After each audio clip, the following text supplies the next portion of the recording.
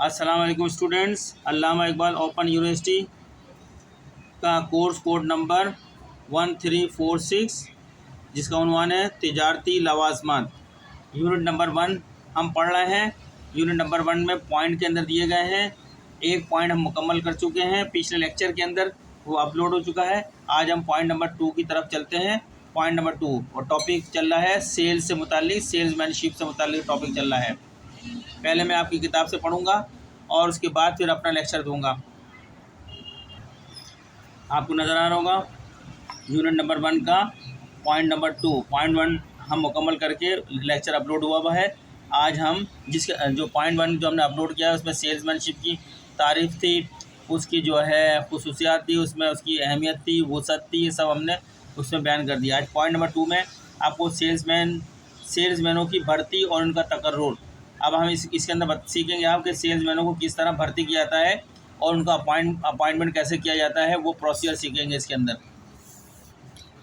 Recruitment माने भर्ती होता है एंड सिलेक्शन माने अपॉइंटमेंट ऑफ सेल्समैनशिप।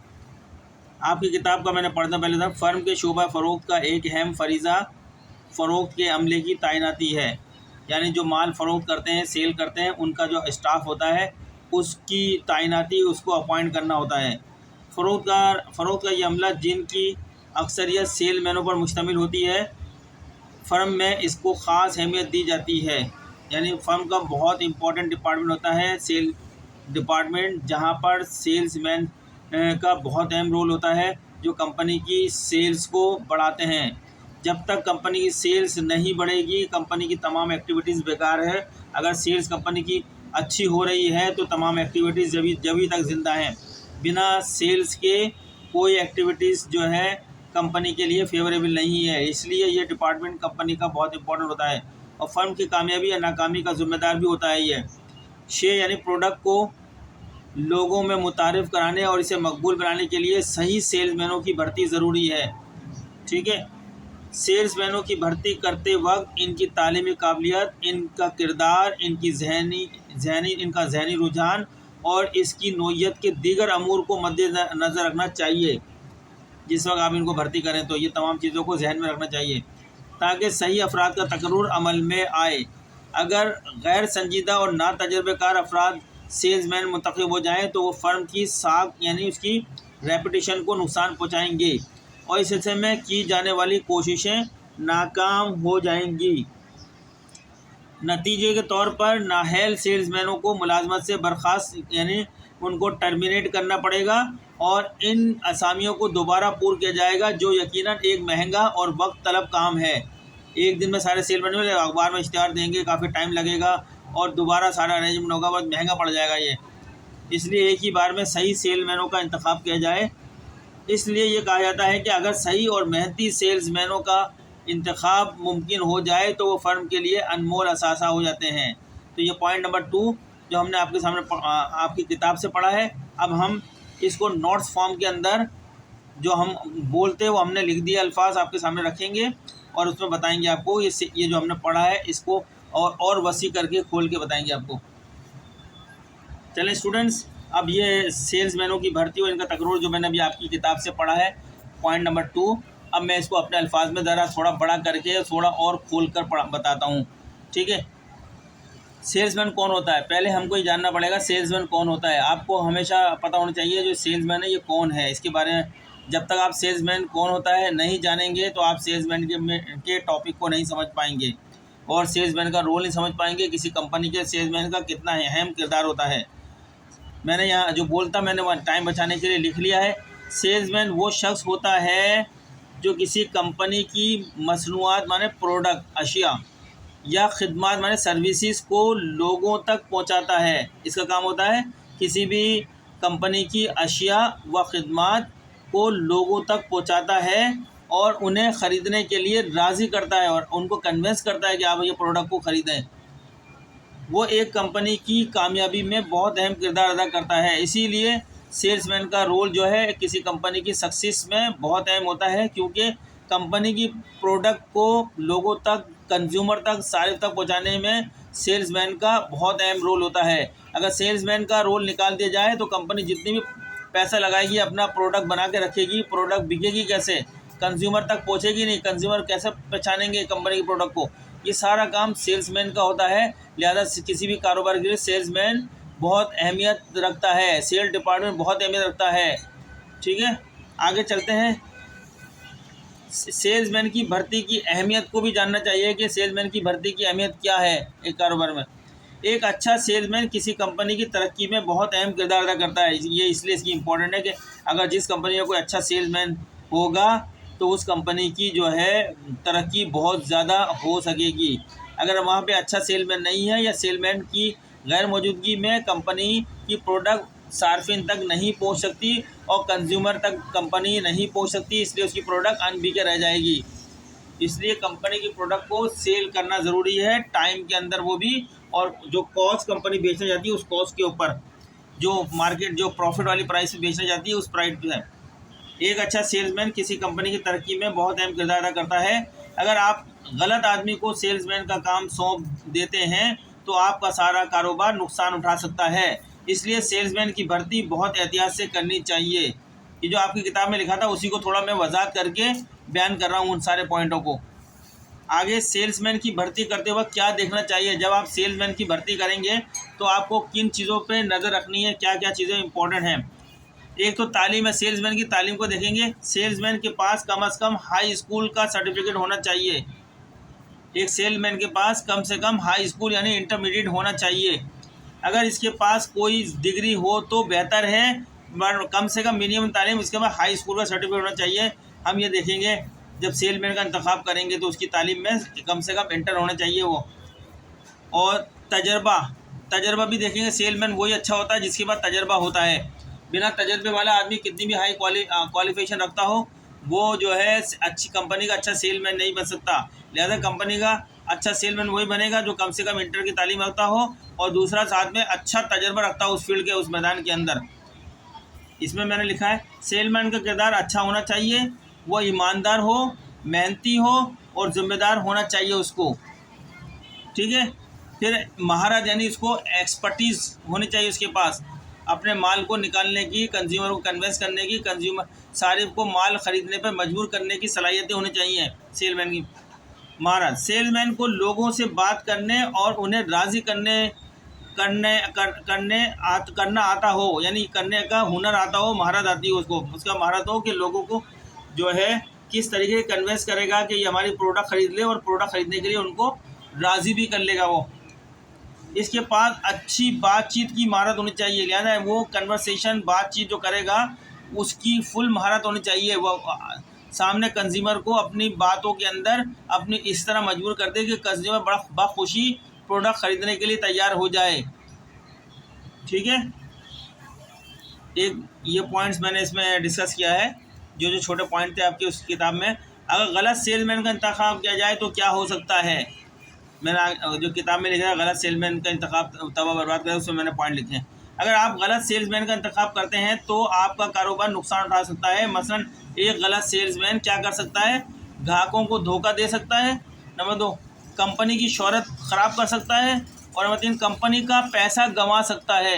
ये मैंने 3 पॉइंट लिखे हैं कि अगर आप किसी एक गलत सेलमैन का इंतखाब कर लें, अपॉइंटमेंट कर लें, तो उसका नुकसान क्या होगा कंपनी के लिए। एक तो ये कि ग्राहकों को यानी कस्टमर को धोखा दे सकता है, वो झूठ बोलेगा, झूठ की बुनियाद पे माल निकालेगा, प्रोडक्ट के बारे में कुछ भी बयान नहीं करेगा लेकिन झूठ की बुनियाद पे माल निकालेगा।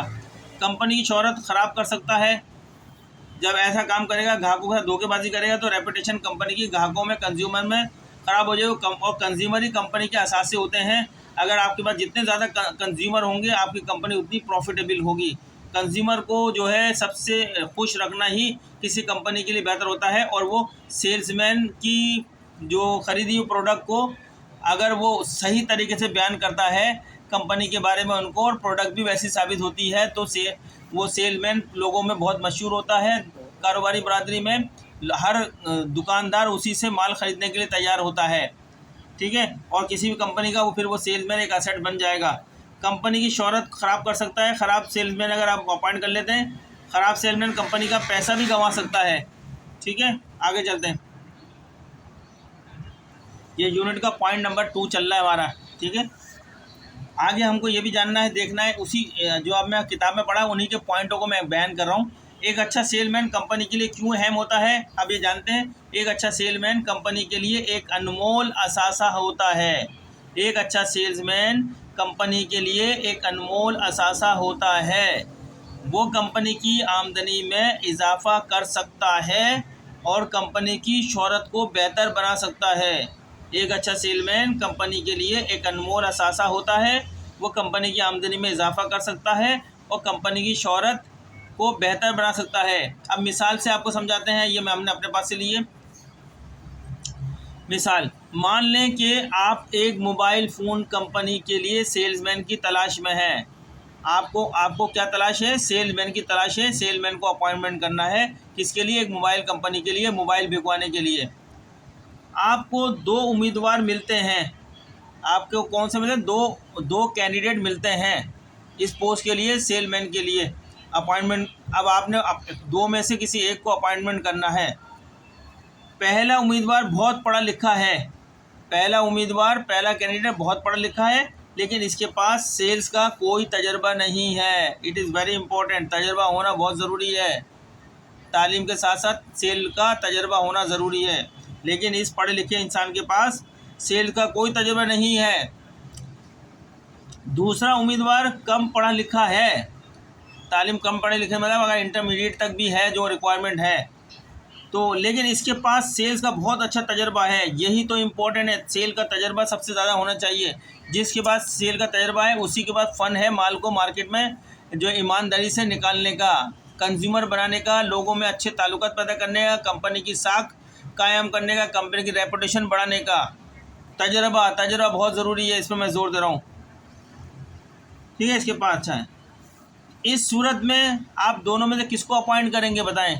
यानी एक बहुत आला तालीम याफ्ता शख्स है लेकिन उसके बाद कोई सेल का तजर्बा नहीं है। एक शख्स नॉर्मल तालीम यानी इंटरमीडिएट पास किया हुआ है लेकिन सेल का उसके बाद बहुत तजर्बा है, उसने बहुत कंपनियों में काम किया है, बहुत मार्केट को जानता है।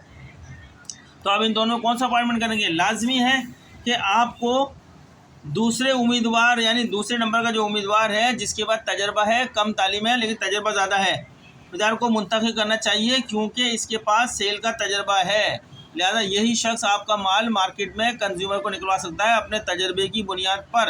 अगर आप अपॉइंटमेंट कर लेते हैं पढ़े लिखे आदमी को जिसको सेल का तजर्बा नहीं है तो उसके लिए गारंटी नहीं है कि वो आपका माल निकलवा सकेगा या कस्टमर को कन्वेंस कर सकेगा या अच्छी कंपनी की शोहरत को बरकरार रख सकेगा।